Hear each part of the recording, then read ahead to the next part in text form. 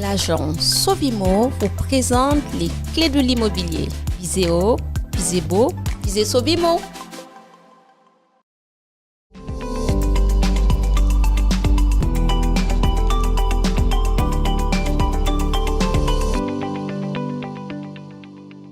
Bonjour à tous, j'espère que vous allez bien. Aujourd'hui, dans notre émission Les clés de l'immobilier, je reçois à nouveau Anne qui me fait l'honneur d'être là et qui va nous parler d'un sujet extrêmement important, le DPE. Qu'est-ce que c'est? Anne va nous confier tous les secrets que nous devons savoir. Bonjour Anne. Bonjour Vassia, merci à vous. Eh bien, le DPE, pour commencer, ça veut dire le diagnostic de performance énergétique. Bon, une fois qu'on a dit ça, c'est formidable, mais qu'est-ce que c'est? Eh bien, le DPE, c'est un diagnostic qui a pour objectif d'évaluer la consommation moyenne d'énergie d'un logement. La consommation moyenne d'énergie d'un logement va représenter à la fois ce que je consomme dans l'énergie, mais également aujourd'hui ce que je pollue. Dans les anciennes versions de DPE, nous avions deux étiquettes distinctes. Aujourd'hui, c'est une seule et même étiquette réunie et on appelle cela l'étiquette énergie-climat. Anne, pouvez-vous nous dire pourquoi est-ce qu'il existe un nouveau DPE? Bien sûr. Alors, il existe un nouveau DPE depuis le mois de juillet 2021. Le législateur a considéré que les anciennes versions du DPE n'étaient pas suffisamment fiables. Aujourd'hui, il existe une nouvelle méthode de calcul qui ne prend plus en considération la consommation réelle d'énergie des occupants. On part du principe que c'est le bâti qui, par toutes les données que nous allons rentrer à l'intérieur de notre diagnostic, va donner un résultat sur une projection de consommation d'énergie. Donc c'est ce qu'on appelle aujourd'hui une méthode de calcul qui porte un nom qui s'appelle 3CL. C'est un peu technique, mais en tout cas, c'est la méthode des relevés sur site. Je vous remercie pour cette précision qui nous permet de pouvoir vraiment comprendre quelle est l'importance de ce nouveau DPE et pourquoi il a été mis en place. Que prend en compte le nouveau DPE? Eh bien, le nouveau diagnostic de performance énergétique va porter une attention toute particulière désormais sur les systèmes de ventilation, par exemple. Autrefois, elles étaient recensées mais pas détaillées. Également, ce que l'on appelle aujourd'hui le confort d'été. La maison a-t-elle des fenêtres sur une double exposition? Eh bien, par exemple, cette double exposition de fenêtres aujourd'hui est renseignée à l'intérieur de ce nouveau DPE. Ce que l'on va également prendre en compte, ce sont les systèmes de climatisation que nous ne relevions pas sur les anciennes versions et tout un tas de points de contrôle également qui restent inchangés, à savoir le mode de chauffage, le mode d'eau chaude, comment est-ce que je fournis ma ventilation, est-ce que c'est donc une VMC, est-ce que c'est une ventilation naturelle, est-ce que c'est par ouverture des fenêtres. On va considérer aussi l'exposition des fenêtres et des murs désormais. Autrefois, on ne localisait pas nécessairement les expositions des murs déperditifs. Et puis, évidemment, la prise en compte de l'isolation des murs, du sol et du plafond qui vont avoir une importance colossale sur le résultat de l'étiquette énergétique. Voilà pour les changements essentiels. Et autre chose, très important, non plus cette fois-ci sur les relevés techniques de la maison, mais sur le sens, encore une fois, et jusqu'où va ce DPE.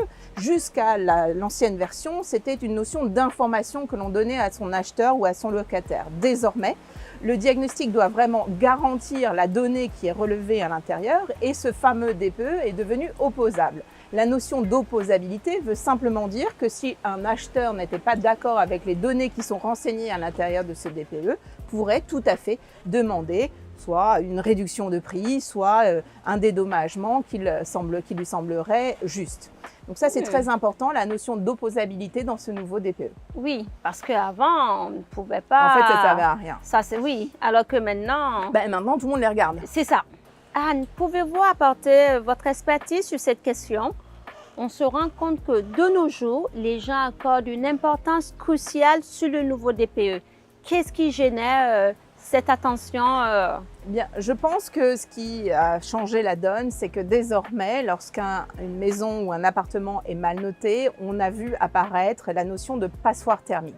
Oui. La passoire thermique, c'est lorsque ma lettre est très mal notée et qu'elle descend dans les notions de F et G, par exemple. eh bien, il va y avoir des conséquences très importantes puisque aujourd'hui, il y a des pénalités qui sont prévues pour les propriétaires vendeurs et les propriétaires bailleurs. D'une part, dans la location, pour le moment, il y a gel des loyers pour les passoires thermiques et dans un second temps, il y aura interdiction de mise à la location de ces appartements. Oui. Donc, on comprend pourquoi les gens regardent ça de très très près. Et dans le cadre de la transaction, lorsque l'on est en face d'une passoire thermique, eh bien, le législateur a voulu un point supplémentaire de contrôle avant la vente, notamment avec l'apparition de ce qu'on appelle l'audit thermique. Eh bien, l'audit thermique, lui, a pour but, sur les passoires thermiques, d'aller encore plus loin et cette fois-ci, non plus de faire des recommandations de travaux qui pourraient permettre de sortir de cette étiquette, mais avec des obligations de travaux, finalement, à terme, qui permettront bien sûr de sortir de l'étiquette. Et les obligations de travaux qui seront listées à l'intérieur de cet audit énergétique doivent absolument être garanties, c'est-à-dire que si je vous dis demain, vous passez en pompe à chaleur, par exemple, le diagnostic qui est fait en termes d'audit garantit le bon résultat si je fais ces travaux demain. Donc la notion d'audit est primordiale et il faut bien rappeler aux propriétaires vendeurs que si aujourd'hui ils sont en possession d'un diagnostic énergétique, donc d'un DPE défavorable en passoire thermique, ils ne pourront pas signer la vente de leur maison sans audit énergétique, c'est indispensable. Alors précision importante, la passoire énergétique est soumise à l'audit énergétique uniquement sur les maisons individuelles ou sur ce qu'on appelle les monopropriétés. Mais on pense notamment, majoritairement à la maison individuelle.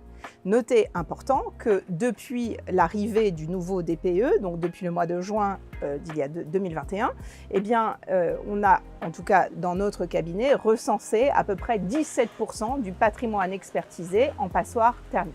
Anne, pouvez-vous nous dire à quel moment un propriétaire, bailleur ou vendeur doit faire appel à un diagnostiqueur pour la réalisation d'un DPE?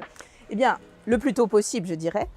Bien sûr, ce DPE, je le rappelle, est obligatoire pour toutes les publicités, pour toutes les signatures de compromis, pour toutes les signatures de bail et pour l'acte définitif. Donc évidemment, on comprend naturellement que ce DPE est à commander le plus tôt possible dans le cycle de vente. Je dirais donc que c'est dès la décision qui est prise de mettre en vente sa maison ou son appartement, ou même à la mise à la location, il faut immédiatement faire passer un diagnostiqueur. Parce qu'on a vu qu'il y avait des conséquences importantes, il ne faut absolument pas tarder sur le bilan énergétique de la maison, c'est primordial. Et puis, important, puisque ces diagnostics sont aujourd'hui obligatoires à la publicité, ça veut bien dire que lorsque je suis soit propriétaire client particulier ou client d'une agence immobilière, dès l'instant où je publie une annonce immobilière, il faut savoir que 83% des personnes qui regardent une annonce immobilière regardent le résultat du DPE. Donc aujourd'hui, c'est un point essentiel sur la condition d'achat finalement de quelqu'un ou même de prise à la location d'un appartement.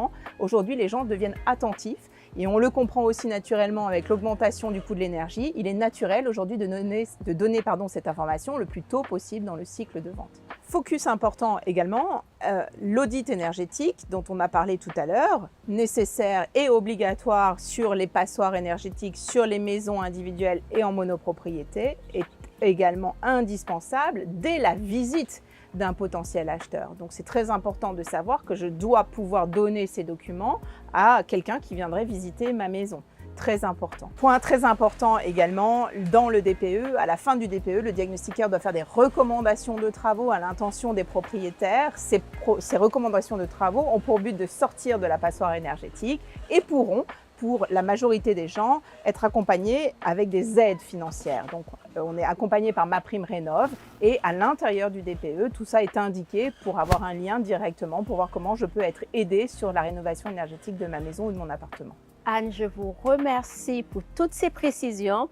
Nous avons tout au long de l'émission vraiment vu les différents aspects du DPE, les conséquences que ça peut avoir, les attentions particulières au jour d'aujourd'hui et que les acquéreurs ou même les locataires ont et les aides que l'État peut mettre à disposition des propriétaires. Merci pour votre expertise sur cette thématique. Merci Vassia.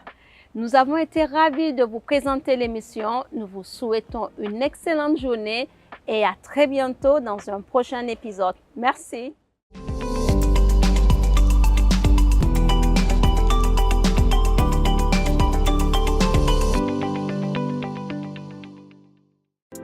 l'agence Sovimo vous présente les clés de l'immobilier. Visez haut, visez beau, visez Sovimo.